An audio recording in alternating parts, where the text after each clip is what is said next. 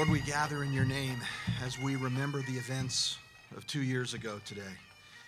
We pray for your compassion, comfort, and healing for victims, survivors, and families. We ask for your divine intervention to bring ultimate healing for our entire community. We thank you for the resilience that you built into each person you created and the ability to recover from the hardships of life. We thank you that through so many in our community, you have brought healing and hope to those experiencing trauma. As you walk with us through our grief, we are grateful that many are moving from pain to progress as you lift us to new heights. We rely on your word that says those who hope in the Lord will renew their strength. They will soar on wings like eagles. They will run and not grow weary.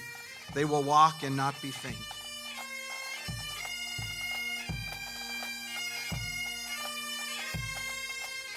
2 years ago, it seems like an eternity in some ways, but for those who lost someone, a brother, a sister, parent, a child, or a friend, it feels like yesterday. Like many people here today, I spent a lot of time over the last 2 years recounting my own experiences on that fateful night.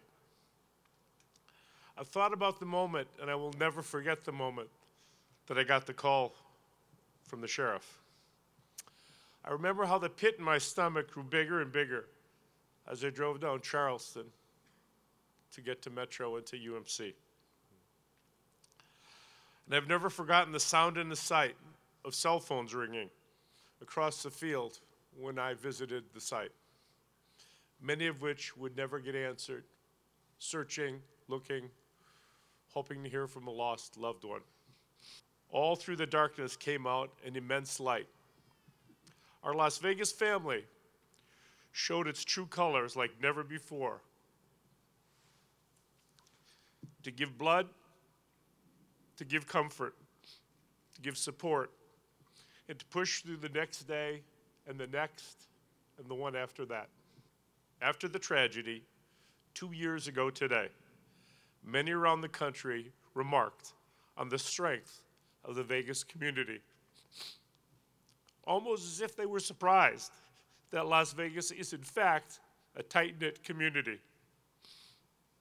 The nation discovered what we knew all along, that beyond the neon signs, we are a city of neighbors that look out for each other, that have each other's backs, that have an immense pride in the place that we call home. That we are, and we have always been, Vegas strong. The difference now, though, is that 2 years after that horrible night, we are Vegas stronger.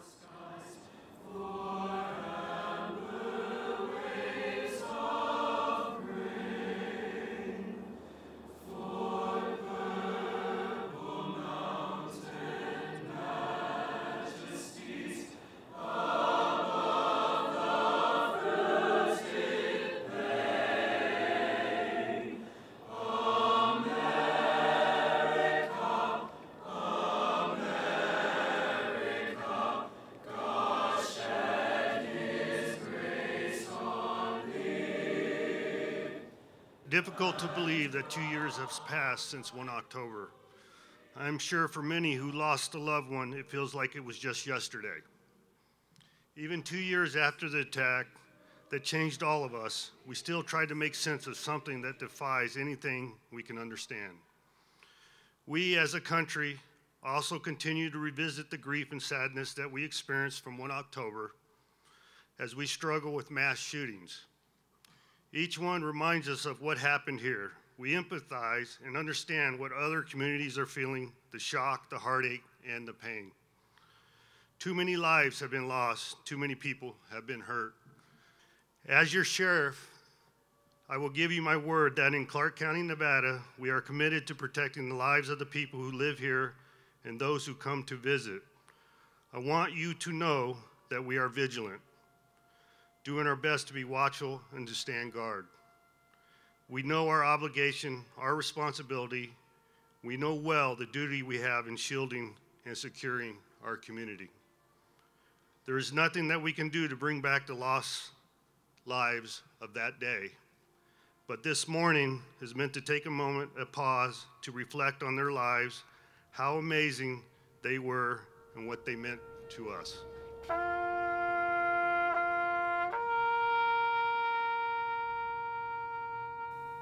It's a lot for all of us to be here, but we want to remember those that we lost and those that are still most affected by what we witnessed that night. Eventually, I'll go a day without being sad or angry, but not today. But eventually, I might get there, but I'll never forget. And I know that I'm not alone. Many of you out there feel the same. Together, we will continue to help those get up and keep moving forward. And that's what makes Vegas stronger to me. And that's what we're celebrating here today. My son Quentin was 20 years old when he was taken from us.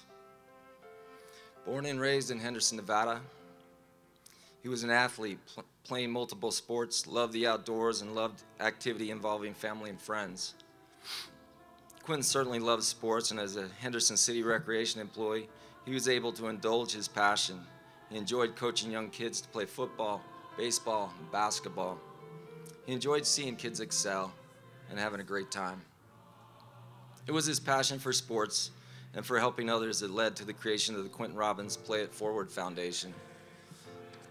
The foundation supports local athletes with scholarships to continue their education and supports various forms of youth sports for the community that he loved and the schools that he attended. In addition, subsidizing youth programs for the less fortunate kids to have experiences that were unattainable before. It's the sort of work that I know Quentin would be very happy and proud. It is our pleasure and honor to do this work in his memory.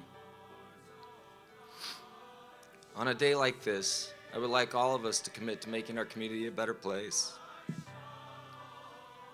In ways large and small, we should do all that we can to turn loss and despair into something more emotionally positive. Let us show love and support for our neighbors. Let us try to be more understanding and more compassionate. Let us try to create a better place to live in whatever ways we are able. In our sorrow, understand that we may not always be up to it, but we must try. We must try because that's what Quentin, my son, and all the other 57 lives we lost that day would want.